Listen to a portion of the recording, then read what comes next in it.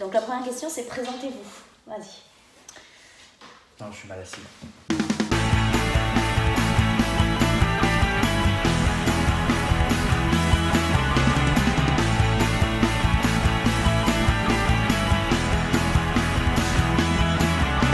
Instagram. On va peut-être déjà commencer par se présenter. Qu'est-ce que t'as ?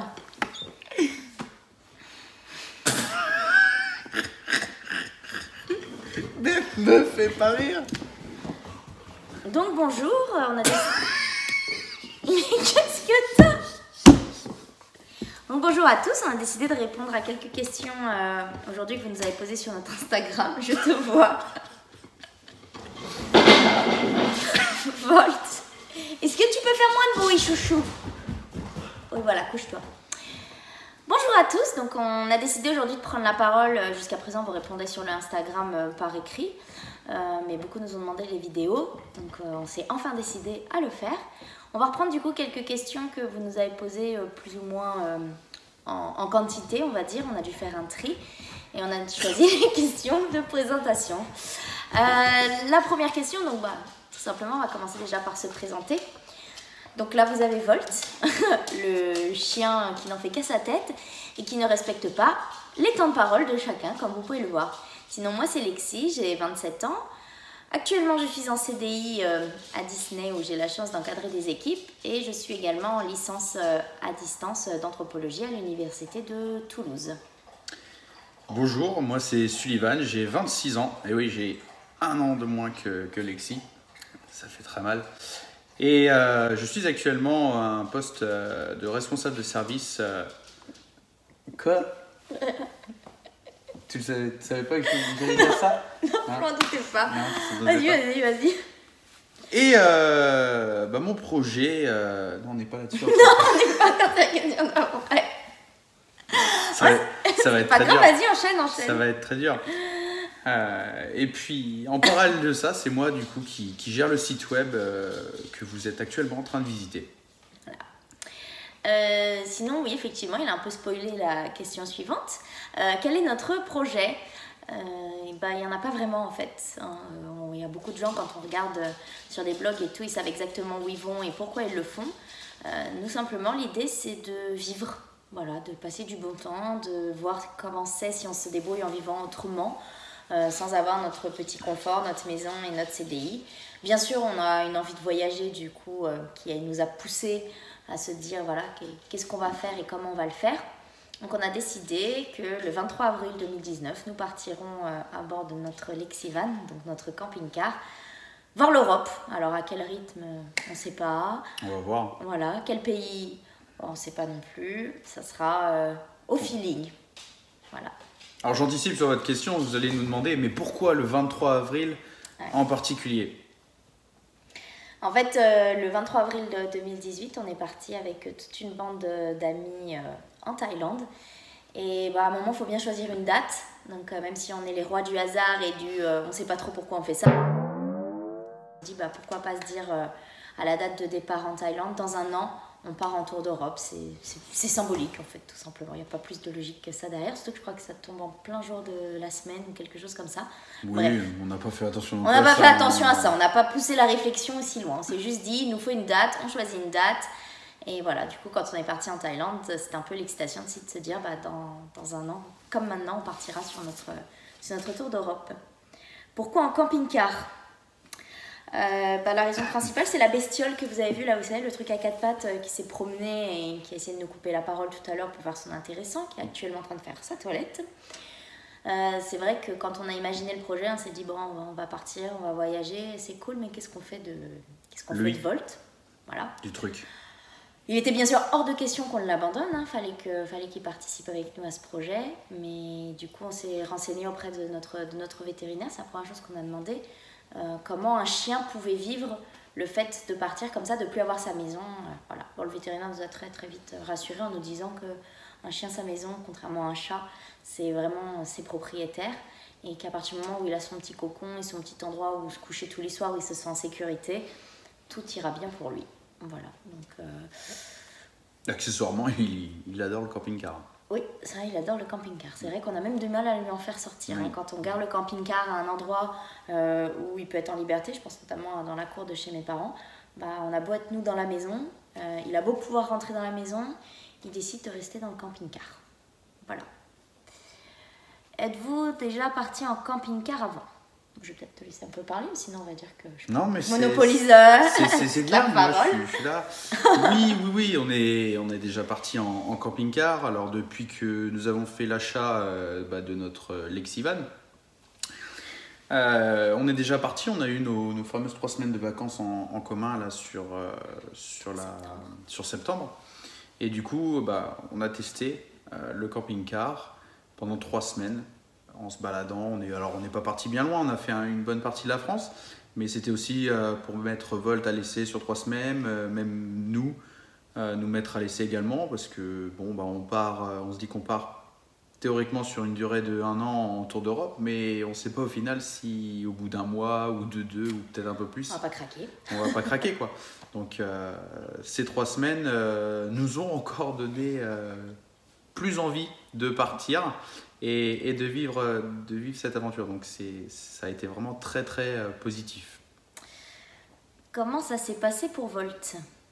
Comme on le disait, parfois même un peu trop bien. C'est-à-dire que quand on est revenu à notre vie normale au bout des 3 semaines dans la maison... Dépression. Une semaine, il nous a fait une vraie semaine de dépression, où il ne mangeait plus grand-chose. Il volait même plus les bateaux en bois, c'est dire, parce qu'on a à l'intérieur de chez nous... un tas de bâtons pour la cheminée, qui s'amuse toujours à aller voler, qu'il aime bien aller manchouiller. Et voilà, dis donc, pendant une semaine, il ne faisait même plus ça. Donc c'était vraiment le fond de la dépression. Donc c'est vrai qu'au début, c'était un petit peu dur. Les premières fois où on a pris le camping-car avec Volt, il sautait un peu partout. Il a même bouffé une ceinture. Ouais. Il nous a mangé une ceinture. Yeah. Et bon, c'était le temps qu'on se cale, qu'il se cale, qu'il comprenne ce qui se passait et ce qui lui arrivait, parce que évidemment il comprenait pas trop. Et maintenant on a même le souci inverse, c'est-à-dire que même quand on le prend dans notre voiture, il se croit dans le camping-car. Donc il le défend comme si c'était sa maison. C'est-à-dire qu'on a en voiture un feu, il y a quelqu'un qui passe à côté et il aboie. Et il aboie parce que pour lui c'est devenu sa maison, c'est devenu le lieu d'habitation. Voilà. Non, c'est moi qui pose la question.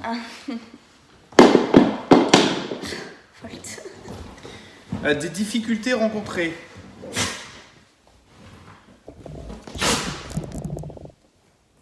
Tu fais Volt.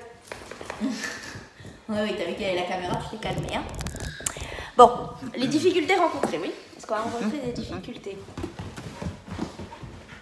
Oui, là. Oui. Est-ce qu'on a déjà rencontré des difficultés? C'était pourquoi cette question? Sur le camping-car, je pense, c'est ça. En général, savoir qu'est-ce qui est difficile. Oui, alors ce qui est difficile, non, mais ce qui a été les premières complications, disons, qu'on a eues au début, c'était ce que j'ai mis d'ailleurs dans le blog, le frigo qui ne refroidissait plus hors branchement secteur. Donc quand on a un frigo Trimix qui fonctionne sur 3 positions, une 12 volts au gaz et sur secteur avec les prises en se branchant tout simplement. Et en fait, donc là, sur 12 volts, c'est uniquement quand on roule, donc c'est simplement pour maintenir la température dans le frigo. Et sur secteur, il fait le taf. En revanche, quand on était sur le gaz, il ne fonctionnait plus. Alors, le frigo fonctionnait, mais on n'avait pas de froid. Donc du coup, on s'est posé la question, on a bricolé un petit peu. Enfin, vous allez pouvoir voir ça dans le blog et je vous explique exactement pourquoi. Et du coup, on est retourné voir le constructeur pour aller faire les 2-3 travaux pour résoudre le petit souci. Donc pour l'instant, c'est la difficulté qu'on a eue, Volt. C'est une des difficultés qu'on a eues, mais bon, ça a été rapide en termes de solutions. Après, ce dont on s'est rendu compte, on avait un petit peu peur au début pour l'électricité. On se disait, est-ce qu'on va pas manquer vite d'électricité, etc. Il faut savoir que nous, sur le camping-car, on a 2 panneaux solaires quand même. Mais on avait quand même peur de cette autonomie au niveau électrique. Donc sur la partie électrique, globalement ça va, surtout que jusqu'à présent on roulait au moins tous les 3-4 jours. Et il faut savoir que quand on roule, on a la batterie porteur du véhicule tout simplement, qui recharge la batterie dite cellule, donc vraiment de la partie camping-car. Donc déjà en roulant ça recharge, les panneaux solaires ça recharge. Et comme on n'est pas du style à regarder la télé 12 heures par jour, et que c'est l'énergie vraiment qui prend le plus de courant, bon, bah, on s'en sort très bien. Je vais vous éviter tous les détails, hein, mais vous imaginez bien que quand on est dans un camping-car, bah, on va quand même aux toilettes.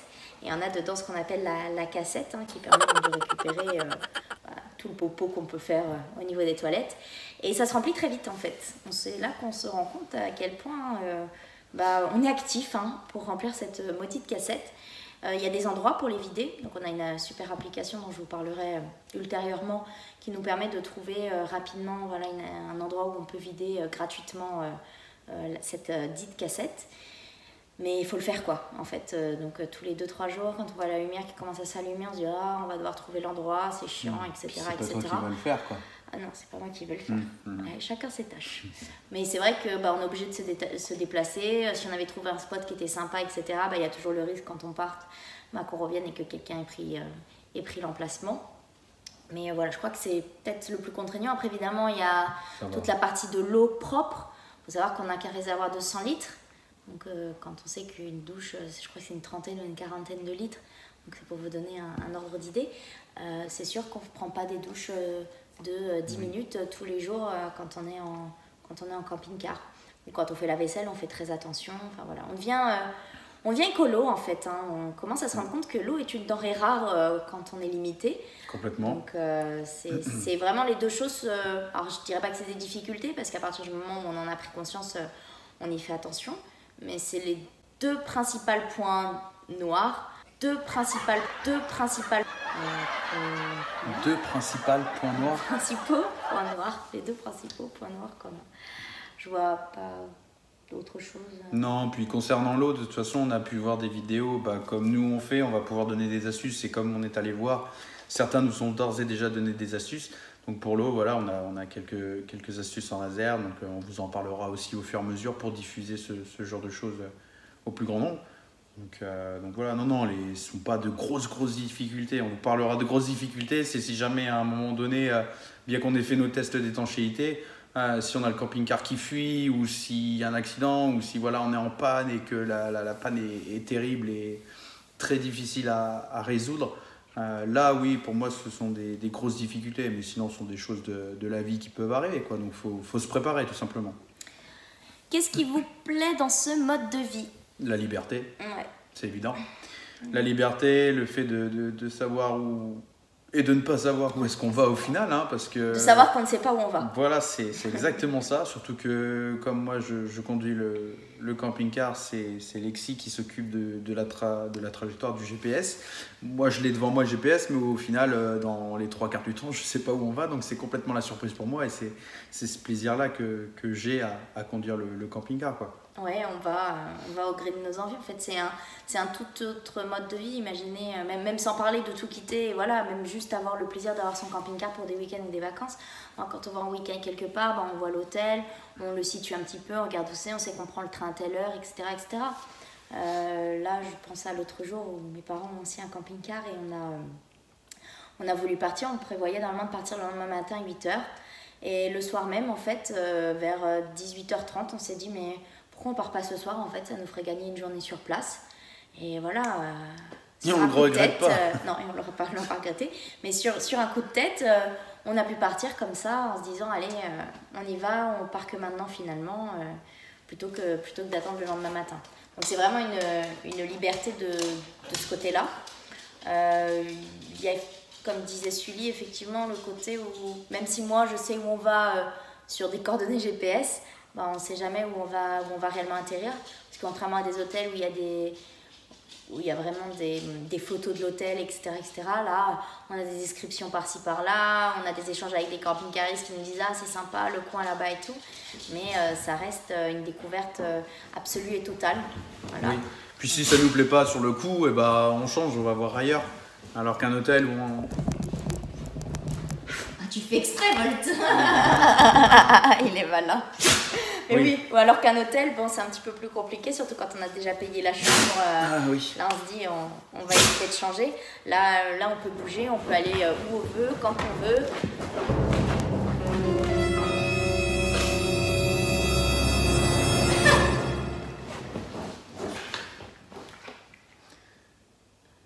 Ça va, Volt? Voilà. Donc accessoirement, on hésite à le remettre à la SPA parce que ça craint. Hein. C'est terrible, c'est un chien très malheureux. Ah, il souffre énormément. Je pense qu'on lui offre une vie terrible. Une vie terrible. Bref, on va peut-être avancer. Comment avez-vous choisi votre camping-car? Alors, on l'a pas choisi. Il nous a choisi. Oui, mais ouais, c'est vrai que si on se lance à raconter cette histoire, ça risque de prendre un peu de temps. Mais vas-y, je te laisse faire parce que tu arrives à synthétiser. Non, bon, peut-être qu'on fera une vidéo vraiment pour vous expliquer comment on choisit un véhicule, parce que vous qui nous regardez, vous êtes peut-être en train de vous dire ah, peut-être que je ferai ça. Comment choisir un véhicule? On pourra vous donner les arguments de pourquoi nous on a choisi ce véhicule et pourquoi pas un autre. Maintenant, il faut savoir que pendant le Tour d'Europe, on part avec deux autres amies qui ont chacune leur véhicule. Et chacune a un véhicule différent. Il y en a une, elle est en train d'aménager son propre fourgon, et l'autre, elle a un camping-car de type profilé. Mais je pense que ça mériterait une vidéo spécifique déjà pour vous expliquer les trois types de camping-car et le fourgon. Pour faire grand et quand même répondre un petit peu à votre question, au début, nous, on partait sur un fourgon pour une question de budget et de place. On voulait pouvoir se garer sur des places de parking, pas être embêté par les portiques, etc. etc. Bon, bien évidemment, avec le camping-car qu'on a acheté, au niveau des portiques, on est embêté. Par contre, on ne voulait pas un camping-car qui fasse plus de 6 mètres. Même si on prenait un fourgon, c'était 6 mètres maximum pour pouvoir rentrer sur les places de parking, pour pouvoir être assez libre à ce niveau-là. Donc, on a dû trouver un camping-car qui alliait le fait de faire 6 mètres de long. Et quand on se dit qu'on va vivre dedans pendant 1 an avec un chien, comme vous l'avez vu, qui est assez dynamique, qui n'est pas tout petit non plus, et 2 humains, hein, on n'a pas envie de se marcher dessus toute la journée, etc. On s'est dit, bon, surtout toi. On s'est dit, il nous faut une certaine place, un certain volume. Donc nous, on est parti sur un type de camping-car finalement, qui est un camping-car dit profilé. Profilé, pardon, intégral. Vous avez le lit qui descend au niveau de la cabine conducteur. Donc voilà. Ça s'appelle intégral. Ouais. Vous avez la cabine du lit du coup qui descend au niveau de la cabine conducteur. Ça permet de gagner la place du lit, hein, tout simplement en longueur. Donc c'est déjà ça qu'il y a en moins la journée, et c'est un espace de vie du coup supplémentaire. Mais vraiment, j'aurais à cœur de vous détailler ça. Mais on vous montrera le camping-car de toute façon, il n'y a pas de souci. Comment votre famille et vos amis voient ce projet? Ils étaient effondrés. C'était... les pauvres, ils étaient malheureux pour nous. C'était... Ouais. Non, moi, pour ma partie en tout cas, quand j'ai commencé à parler de ça à mes parents, ce qui est marrant, c'est qu'ils ne comprenaient pas trop mon délire avec le camping-car. Et c'est pas faux, ils me disaient mais tu vas partir, tu vas quitter ton CDI, il va falloir que tu aies un certain budget de côté, parce que si tu veux pas prendre un truc trop pourri, tu auras probablement un crédit dessus. Puis le camping-car, c'est probablement des problèmes techniques, puis il faut connaître les normes européennes, ceci, cela, etc. etc. Ce qui est vrai. Tout ça, ce sont des arguments absolument, totalement recevables. Néanmoins, bon, comme on vous l'a dit, avec un chien, 2 humains, bon, et puis on aime bien, mine de rien, notre petit confort, hein, on va pas se le cacher, on n'est pas les routes que vous pouvez... voir certains qui partent du jour au lendemain avec leur sac à dos et 3 chemises. Nous, on n'est pas encore là. On a fait ça en Thaïlande, mais... On a fait ça en Thaïlande, mais c'est vrai que c'était pour 15 jours. C'est pas vivre comme ça tous les jours, etc. Donc bon, on avait besoin de ce confort, on va dire. Et au fur et à mesure, en fait, comme je vous l'ai dit précédemment, mes parents ont acheté, eux également, un camping-car. Parce que vraiment, et là, je me fais l'avocat des camping-cars, ça change une vie d'avoir un camping-car. Vraiment, ça permet une toute autre liberté, un tout autre rapport avec les vacances, avec les week-ends, avec les gens. C'est toute une communauté, en plus, c'est très sympa. Pareil, on reviendra là-dessus sur notre vidéo. Mais voilà, pour mon côté famille, il a fallu que je leur montre par A plus B, quand même, en utilisant la logique, que c'était pas totalement irréfléchi tu comme idée. Tu parles plus que moi. Ah bah oui, parce que tu dis rien. Mais vas-y, explique. Ah non, c'est bon. Arrête d'appuyer, de pousser. Non, écoutez, on va continuer nos vidéos au fur et à mesure. Si vous avez des questions, écoutez, le site web continue d'être construit et alimenté. Pardon? T'as dit 2 fois écouter. Ah, c'est pas grave. Tu m'embêtes, faut bien que je t'embête aussi. Oui. Oui, donc n'hésitez pas, hein, si même vous avez d'autres questions, d'autres choses, à nous renvoyer du coup un petit message, un petit commentaire, ou même mettre un commentaire sous la vidéo. Pas vrai, on va pouvoir mettre des commentaires sous les vidéos. Parce que là, je suis peut-être en train de dire une connerie. On pourra ou pas? Bon, on va dire que oui. Oui, je pense N'hésitez pas à qu'on mettre un pourra, commentaire ouais, sous la oui. vidéo pour nous dire ce que vous en avez pensé, éventuellement nous demander d'autres conseils ou peut-être que vous avez des thèmes privilégiés sur quoi vous aimeriez dont on parle avant. Peut-être que la cassette des toilettes, c'est pas ce qui vous fascine le plus dans la vie en camping-car. Ouais, mais c'est pratique. Mais c'est pratique. Voilà, bonne soirée à tous et puis à la prochaine. Ouais.